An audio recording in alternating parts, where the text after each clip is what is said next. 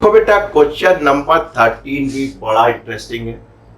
Verma sir कह रहे हैं ये आपके पास एक टेबल है जो कि रफ सरफेस की टेबल है, तो जाहिर सी बात कोफिशिएंट ऑफ फ्रिक्शन होगा। दिए ना, समझ रहे हो विनोद?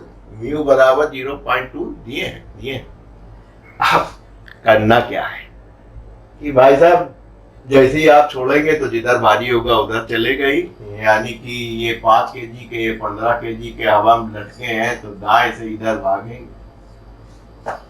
हमने आपको हमेशा दिखाया, जो नए दर्शक है पहली दफे मेरे चैनल पे आए हैं वो समझ लें कि देखिए भाई साहब, एक ये है, एक ये है और यहाँ पे ये है।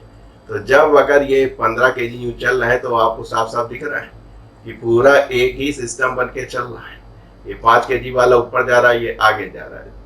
क्या दिखाना क्या चाहता हूँ कि भाई साहब पूरे सिस्टम जो है एक एक्सेलेरेशन चलेगा। यानी कि 15 kg इधर चलेगा तो ए एक्सेलेरेशन इधर चलेगा और इसी ए एक्सेलेरेशन से ऊपर। इतनी बात समझाना चाहता था, समझ गए। बाकी क्या होगा? कुछ नहीं होगा। धरती माता मानेंगे नहीं, कहेंगे 15 किलो के हो, चलो एक्सेलेरेशन ड्यू टू ग्रेविटी लो। ठीक, तो धरती माता अपना ग्रेविटेशनल पुल से आपको खींचेंगी। न्यूटन थर्ड लॉ से every action has equal and opposite reaction. तो भाई साहब इसका रिएक्शन आएगा कहाँ पे आएगा?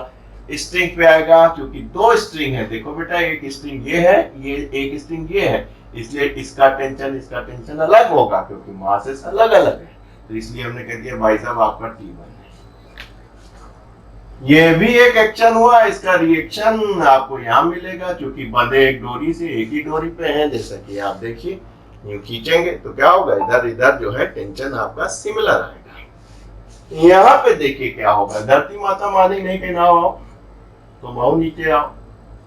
इस एक्शन का एक रिएक्शन ये आएगा, डोरी अलग है इसलिए आपने T2 माना है। इस एक्शन का एक रिएक्शनरी फोर्स आएगा, स्ट्रिंग सेम है, एक ही स्ट्रिंग है तो T2 होगा। इसके अलावा भी क्या होगा, इनको थोड़ी ना छोड़ेंगे कि तुम बैठे हुए हो, तो इन पे भी एक्सेलेरेशन ड्यू टू ग्रेविटी लगेगा, धरती माता इनको खींचेगी। हमने आपको हमेशा बताया है, जो नए लड़के हैं देख लें कि ये सरफेस है, ये आपका मास mg नीचे आ रहा है राइट? तो आप क्या समझे, नीचे आ रहा है क्योंकि यहाँ ये नीचे दब नहीं रहा है ना, ये ऊपर जा रहा है। इसका मतलब क्या हो रहा है, जब ये नीचे दाब रहा है इससे 5g से, तो ये जो सरफेस है इतने ही फोर्स से ऊपर रिएक्शन लगा रही होगी। अगर नहीं लगाती तो दब जाती, ज्यादा से लगाती तो ऊपर भी आती। तो इसका मतलब दोनों रुके हैं, तो धरती माता 5g से खींच रही है, तो ये जो सरफेस है वो 5g से इसको रिएक्शनरी फोर्स लगा रही है। नॉर्मल जिधर ये सेंटर ऑफ मास से आ रहे हैं, क्योंकि मुझे सेंटर ऑफ मास आपको पढ़ाया नहीं इसलिए नाम लेना उचित नहीं होगा, तो आपने कहा नॉर्मल रिएक्शन फोर्स आपका R ये लग रहा है। बस काम बन गया।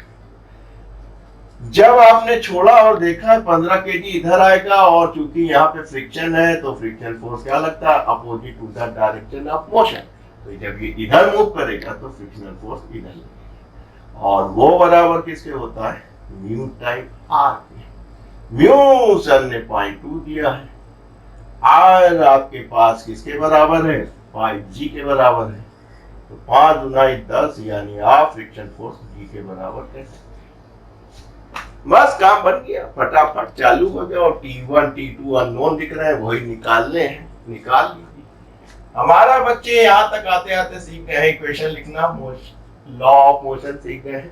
न्यूटन बनने से पहले मेरे कान में क्या किया गया था, net force acting on a body पे 15 kg। देखिए क्या फोर्स लग रहे हैं, दो लग रहे हैं, एक 15g का लग रहा है और एक टेंशन लग रहा है। अपोजिट है तो घटेंगे, राइट? कहां से घटेंगे, ज्यादा से कम। ज्यादा कौन होगा, जिधर चल रहा होगा, आप नीचे आ रहे तो ज्यादा चल रहा, तो आपने कहा 15g माइनस T1, ये नेट फोर्स है 15 kg पे। ये बराबर किसके बताया था उसने, mass into acceleration. It is equal to the product of mass and acceleration. Mass 15 है, एक्सेलरेशन 1 है। आइए इस वाले 5 kg के लिए लिखते हैं। इसको देखिए, गौर से देखिए कितने फोर्स लग रहे हैं। एक T1 दिख रहा है आपको बेटा, एक आपको T2 दिख रहा है बेटा, और एक आपको F दिख रहा है। दिख रहा है तीनों फोर्स। T1 के अपोजिट में T2 और F लग रहे हैं, ठीक है, यानी सब्ट्रैक्ट होंगे। साथ में ज्यादा कौन होगा? जिधर चल रहा होगा, बॉडी इधर चल रही है, एक्सेलरेट इधर कर रही है, तो इसका मतलब T1 ज्यादा है। तो बच्चों ने फौरन बताया T1 minus T2 minus F बराबर किसके होगा? मास इनटू एक्सेलरेशन। मास 5 है, एक्सेलरेशन बस। अब इसकी भी लिख दीजिए, इस पे आपको 2 दिख रहे हैं। कौन कौन से? 5T2 अपोजिट है, घटेंगे कहाँ? ज्यादा से कम। ज्यादा किधर है? ज्यादा ऊपर की तरफ है, तभी तो ज्यादा है। तो T2 minus 5G is equal to product of mass into acceleration. कितनी आसान फिजिक्स है। किताब भी बहुत अच्छी है, बहुत आसान है। आप देख उठा के सबको जोड़ दीजिए, जैसे ही जोड़ेंगे ये गायब हो जाएगा, ये गायब हो जाएगा, तो बचेगा क्या? 15G। यहां से क्या बचेगा? Minus F। यहां से 5 5 10 और 10 और 15 25। ये आपने निकाल ही लिया था G के बराबर। तो अगर हम घटा लें, चलिए लिख लेते हैं, फिर घटाएंगे। काम बन गया, ये हो गया 10 और 10 में से 1 गया 9G। ए बराबर 9/25G। निकालना क्या है आपको? T1 और T2। तो T1 यहाँ निकाल, बड़े आराम निकाल लेंगे। तो T1 इस इक्वेशन 1 से निकालेंगे तो इसको इधर लेंगे। तो T1 बराबर 15G माइनस 15K। तो ये हो गया आपका 15G माइनस 15। ये आपके पास है 9/25G। क्लियर बेटा? तो अगर 3 कर लें, इसको 5 कर लें, बड़े आराम से कह सकते हैं 15G 9 त्रिक 27/5। दिख रहा बेटा? कट तो नहीं रहा है? कर लोगे। 15 बजे 75 75G minus 27G divide by 5। T2 के लिए लगता है जगह नहीं बचेगी। काम बन गया आपका। यहां निकाल दें, इधर T2 निकाल देंगे। तो T1 अगर आप घटा रहे हैं, कैलकुलेटर जी आपकी मदद दूंगा मैं। 75 में से सब्ट्रैक्ट कर दीजिए 27 को और डिवाइड कर दीजिए 5 से और गुणा कर दीजिए 10 से। तो 96 न्यूटन आ गया, बड़े आराम से आ गया। 48G divide by 5। राइट?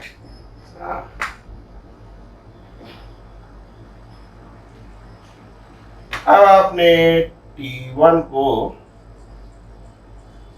10 रख दिया था, इसको 2 कर दीजिए तो T1 आ गया 8x। ठीक। T2 भी निकाल सकते हैं। कहां से निकालें? T2 इससे निकालो यार, इससे में एक ही है, तो 5G प्लस 5A हो जाएगा। तो आपने कहा T2 is equal to 5G plus 5A। काम बन गया। अभी यहीं पे रख के देखते हैं भाई। 10। ठीक। 9/5 इंटू 9/25 इंटू 10।